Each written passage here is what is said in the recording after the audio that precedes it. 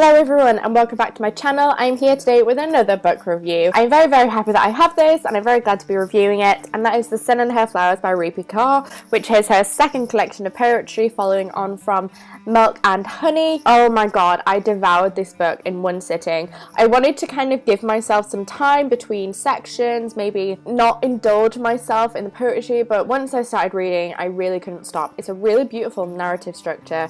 I really love the different sections and the way that they unfold. Really happy with this collection. The back cover poem reads, "This is the recipe of life, said my mother, as she held me in her arms as I wept. Think of those flowers you plant in the garden each year.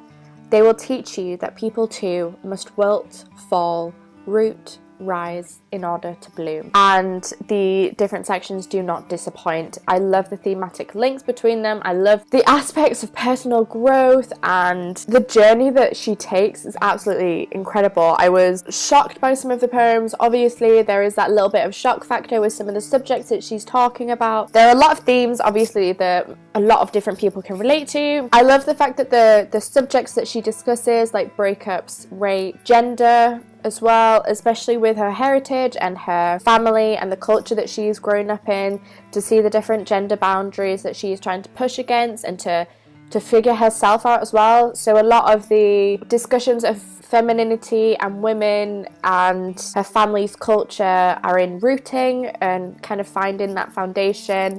A lot to do with her mother as well and how her parents emigrated to the USA. There's a lot of powerful description in there, especially with the recent issues that we've had with the Syria crisis and the horrible discussions about immigration and migration and really disturbing opinions that society seems to have these days. She sets out this really beautiful contrast with her personal family history and how she has grown up understanding how her parents migrated and how they came to a country of dreams, only maybe to realise that it wasn't as hopeful as they were hoping for. The first section, Wilting, follows a breakup and the immediate emotions following that breakup. I get a lot of these feelings and I definitely have experienced a lot of these emotions, especially when you get out of a relationship and realise that the person you were with wasn't exactly who you thought they were and didn't treat you the way that you actually felt like they did at the time. Like, it's really weird looking back on a relationship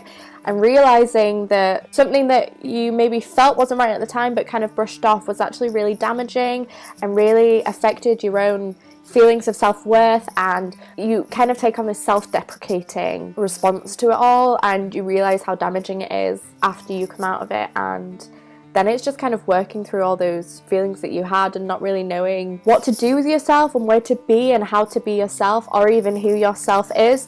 And that's something that I really took from this collection. I thought they were absolutely beautiful poems. I'll read you some of my favourite poems from each of the sections, just to give you an idea of what to expect from the poetry collection. So this one is from Wilting. "Yesterday, the rain tried to imitate my hands by running down your body. I ripped the sky apart for allowing it. Jealousy." This one is from Falling. "Why are you so unkind to me?" my body cries. "'Cause you don't look like them," I tell her. "When snow falls, I long for grass. When grass grows, I walk all over it. When leaves change colour, I beg for flowers. When flowers bloom, I pick them." Unappreciative. Rooting. "Leaving her country was not easy for my mother. I still catch her searching for it in foreign films and the international food aisle."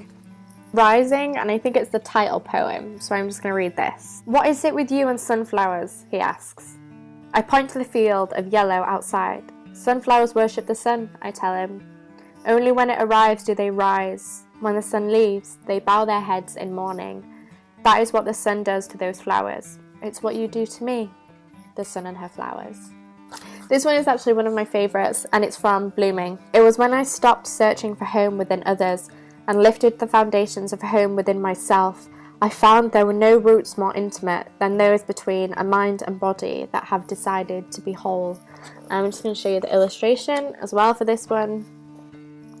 Those were my favourite poems from each section, and I just wanted to give you a little bit of a taster. I think the thing is with Rupi Kaur's poetry as well, I've heard a lot of people referring to it as Tumblr poetry, but I love the simplistic style. I love her narrative structure. I love the way that she uses different themes. Even though they're so simple, they kind of deal with a lot of larger concepts, and I think that's really nice. It was a really beautiful thing to read. I didn't want to stop reading. I just kept on going section after section, and I really enjoyed every single part of it. I think purely for the fact that she doesn't hold back when she's discussing sexual topics or political issues to do with gender and the self. I think they're really beautiful. I don't criticize at all to do with the simplicity of the poems. I like the one-line poems as well. I definitely felt like I was learning a lot about myself while I was reading those.